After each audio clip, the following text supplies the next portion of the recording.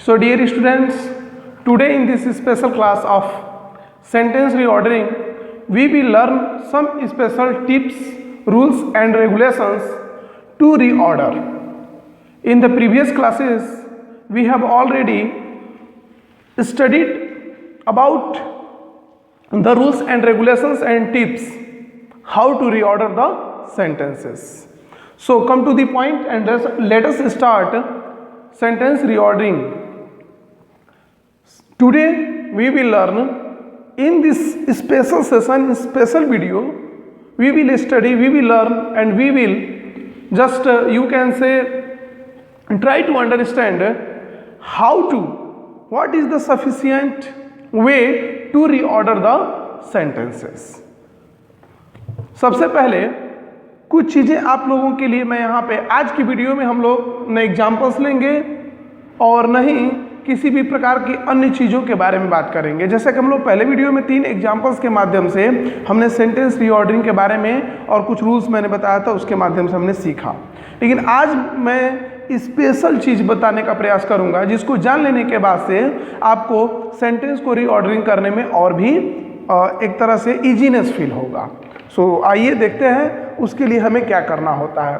सबसे इम्पोर्टेंट चीज़ कि जब सेंटेंस रीऑर्डरिंग करना है तो हम लोगों को किस चीज़ पर ध्यान देना था?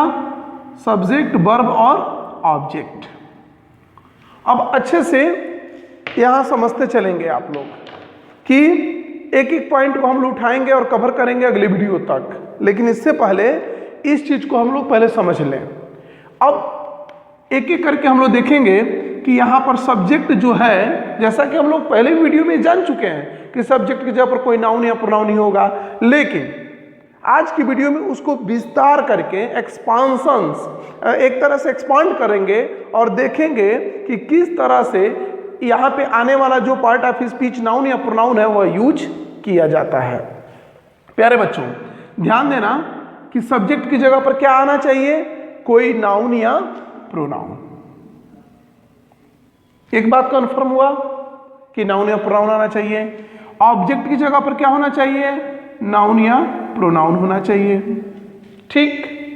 दूसरी चीज इसका हम लोग कि नाउन यहां भी और यहां भी। नाउन नाउन होता है, इसलिए राम सब्जेक्ट की तरह से भी इस्तेमाल हो सकता है और ऑब्जेक्ट की तरह से भी इस्तेमाल हो सकता है, कोई दिक्कत नहीं है। लेकिन प्रोनाउन के बारे में हम चर्चा कर लें थोड़ा सा, उसके बाद से नाउन की, क्योंकि प्रोनाउन के बारे में एक निश्चित धारणा है, एक तरह से कॉन्सेप्ट है कि यही प्रोनाउन यहाँ पर यूज होना है। तो प्रोनाउन जो ऑब्जेक्ट की जगह पर आएगा वह जो प्रोनाउन होगा वह क्या हो सकता है? मी हो सकता है, इट हो सकता है, यू हो सकता है, हर हो सकता है, हिम हो सकता है, देम हो सकता है, अस हो सकता है। तो आप इसको नोट कर लेंगे क्योंकि ये कभी भी कहाँ आने वाले हैं? ऑब्जेक्ट की जगह पे।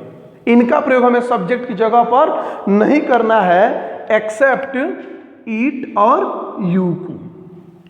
यानी हम ईट और यू का प्रयोग भी सब्जेक्ट की जगह पर भी कर सकते हैं और ऑब्जेक्ट की जगह पर भी कर सकते हैं। तो ये कंफर्म हो गया आप लोगों को।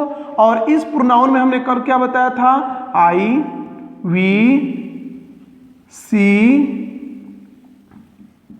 दे, ही, ये 5 हमारे हैं। इसके अलावा सब्जेक्ट की जगह पर हमारा और जो प्रोनाउन आने वाला है वह आपका देयर का प्रयोग, use of their, eat, you, these, that, these, those,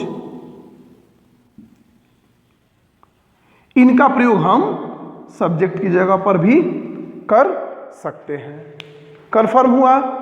तो ये हमारे ऐसे प्रोनाउंस हैं जिनका प्रयोग हम सब्जेक्ट की तरह से कर सकते हैं, लेकिन इनका प्रयोग हम ऑब्जेक्ट की तरह से नहीं कर सकते हैं सिवाय इट और यू के। आप कहेंगे कि दिस का भी प्रयोग आप कर सकते हैं क्या? तो दिस का प्रयोग नहीं हो सकता। अब एक चीज देख रहे हैं, एक सेंटेंस ले लेंगे कि दिस इज अ बैग। लेकिन अगर हम लोगों को दिस का प्रयोग करना हो तो आई नो दिस। अब यहां पर आपका ने क्या किया, आई नो दिस। अब एक चीज ध्यान देने वाली बात है कि क्या यहां दिस का प्रयोग हम प्रोनाउन की तरह से कर सकते हैं? अगर ग्रामर के दृष्टिकोण से देखा जाए तो यह दिस यहां पर प्रोनाउन न होकर के हमेशा एडजेक्टिव की तरह से प्रयोग होता है, एडजेक्टिव की तरह से प्रयोग होता है। इसलिए इसके साथ कोई ना कोई नाउन आता है। एडजेक्टिव यानी determiner,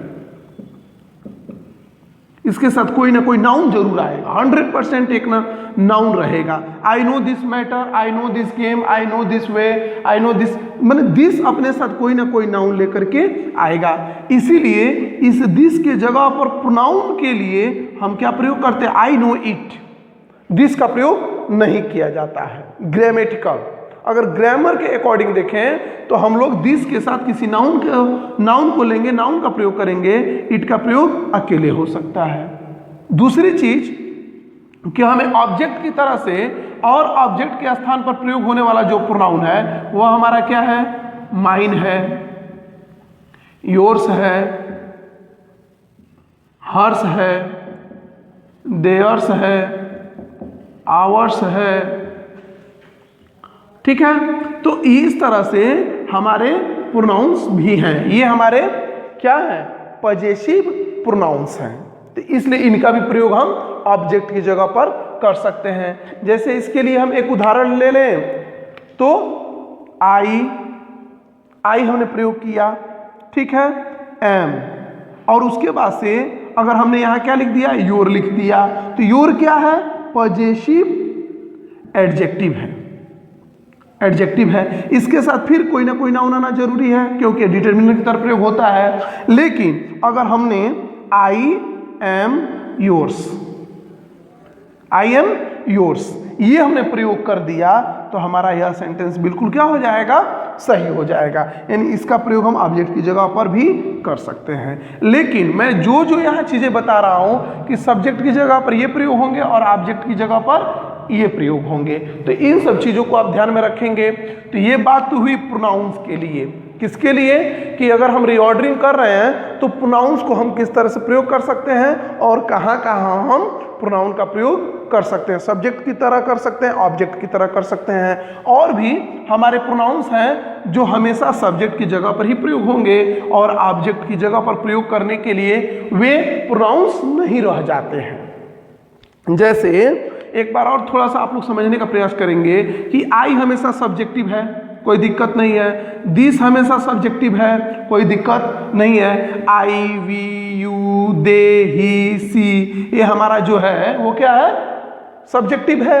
this, that, these, those subjective है प्रोनाउन के रूप में, एडजेक्टिव के रूप में। लेकिन इनका प्रयोग हम प्रोनाउन के रूप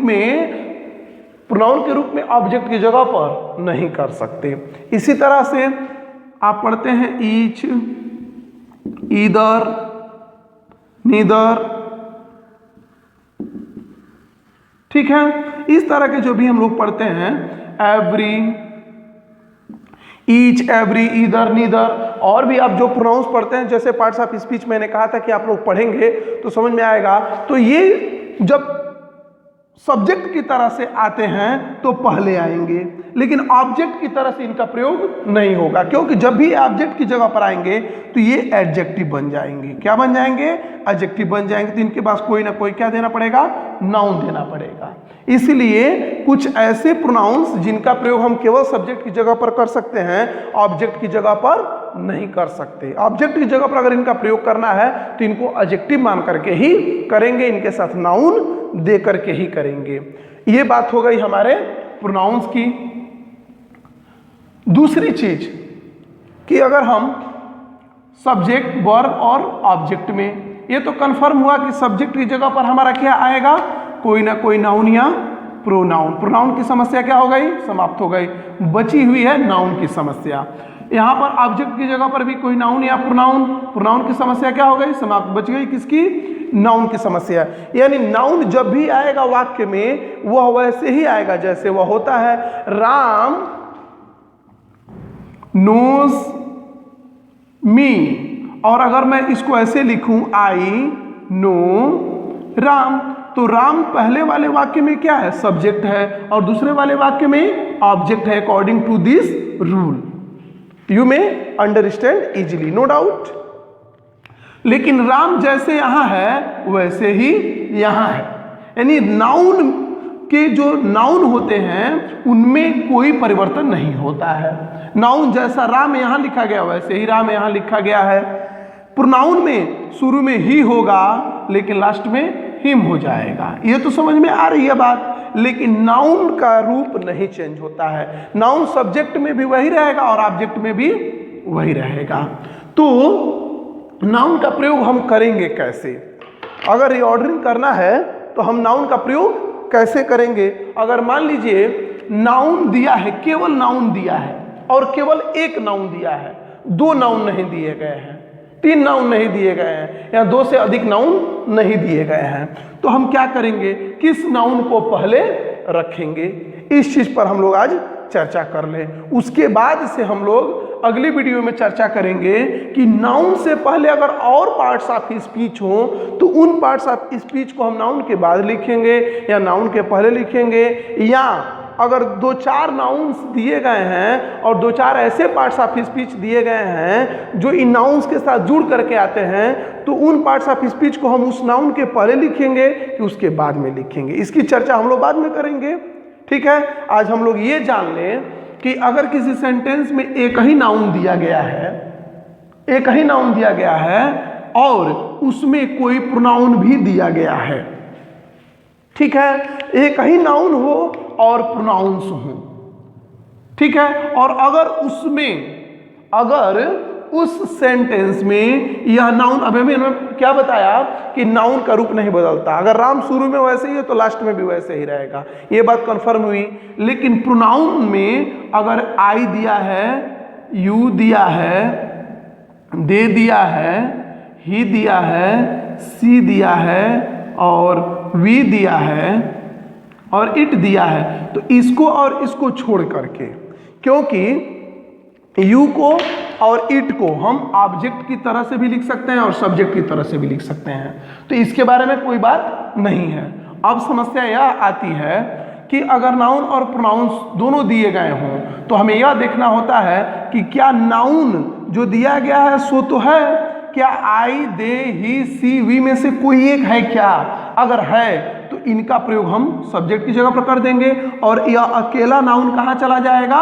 ऑब्जेक्ट की जगह पर चला जाएगा। बहुत इजी था।